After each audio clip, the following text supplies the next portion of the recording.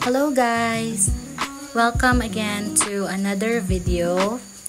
If hindi ka pa naka-like and subscribe sa aking channel, please like and subscribe and don't forget to hit the notification bell para mapapanood mo din yung iba pang mga kaganapan ng aming journey, especially sa pagtira and pag-move namin dito sa Magallanes, Cavite from Makati, and for living for like 35 years in Makati City. So share ko sa inyo itong video ng pagdating ng binili ko nga palang bahay kubo. This was all the way from Caloocan City. So meron akong na-chat na seller online sa Facebook, and siya yung nagbigay sa akin ng pinaka-affordable na offer para dito sa nabili kong bahay kubo. So ang sukat nga pala nito ay 6 by 12 feet. And dineliver nga siya all the way from Caloocan City. And meron ngang mga around 8 men or mga 8 lalaki na kasama dun sa truck nung i-deliver ito dito sa amin sa Magallanes, Cavite. So pansamantala nilagyan ko muna ng kubo itong maliit na lupa ng aking papa na naiwan para naman meron din kaming masisilungan kapag nagpupunta nga kami dito sa aming probinsya.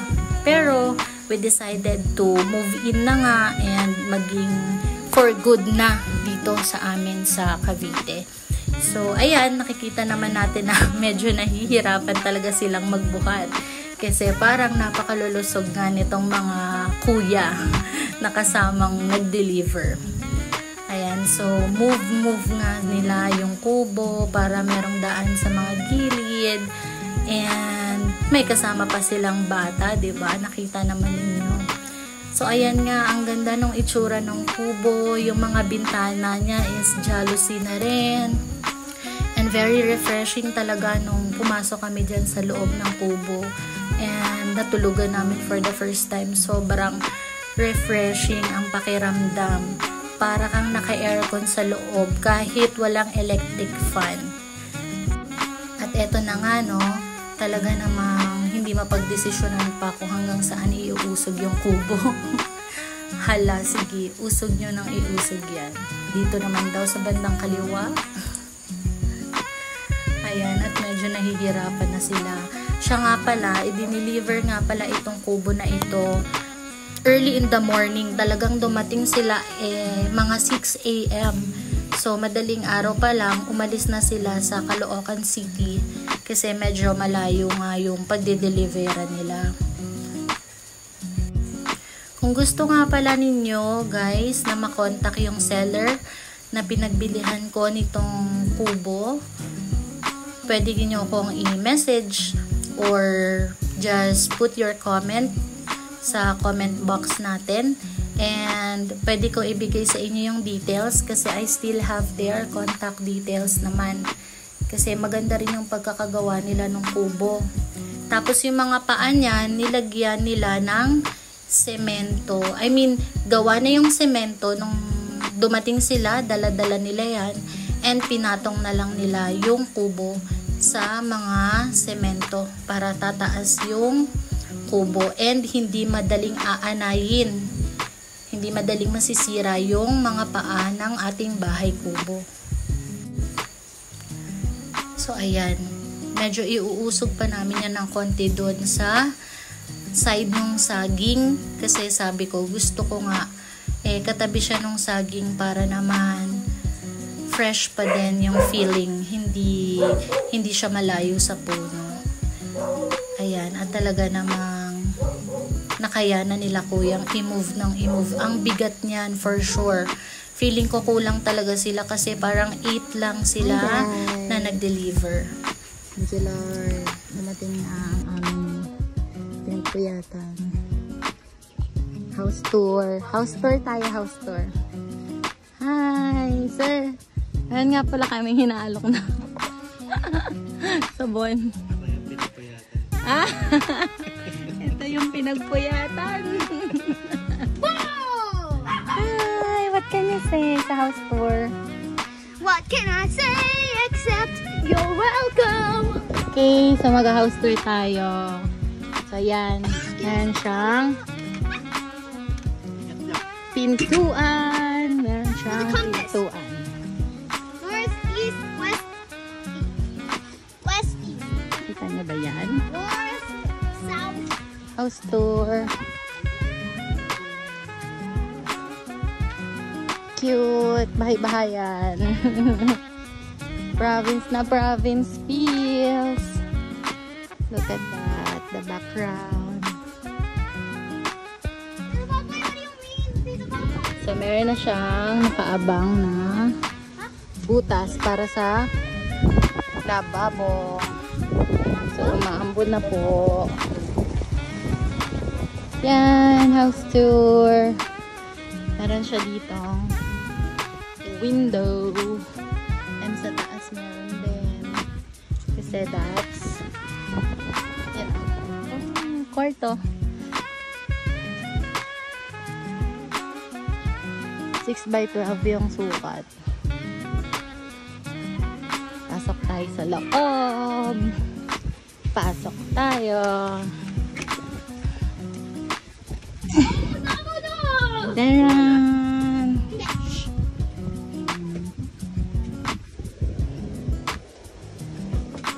Hi! What can you say? Except you're welcome. Yan, sasara natin ang There's no design. Sabi mo, sir? Quality. Nice, nice. Will buy again. Good review? Good review. 5 star. May kakalbo. Isap mong katasan. Yan. So, ano na? Umaya. House tour nga eh. Ganda. Oh, diba? Tanaw na tanaw sa labas. Andun si Mother. Ma! Ma!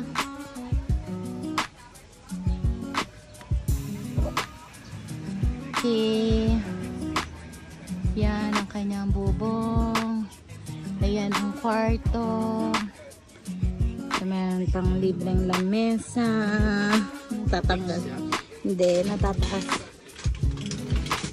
Ayan. Pwede tayo na Doon sa likod. Merong lababo. Yay! May lagayan ng mga plato, pinggan, or whatever. Yeah. Tapos meron ditong lagayan. Kung anik-anik. Yan siya.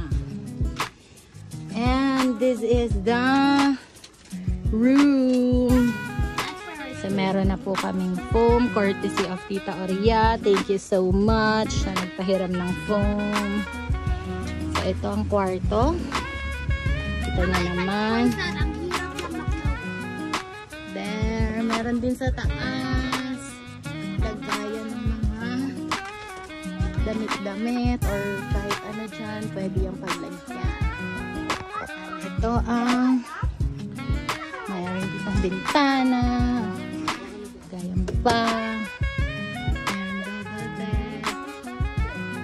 Yan. Sa taas is single size. Sa baba double, I think. And dito meron din. Lagayan, upuan. Yeah. Yan. So labas ulit tayo. Paglabas mo, pak! Ganda ng view! With the nature na, with the loved one pa. Kilig ka na naman, boy!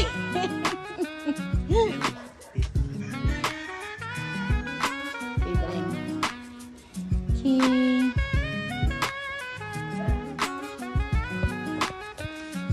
Kita naman daw ako.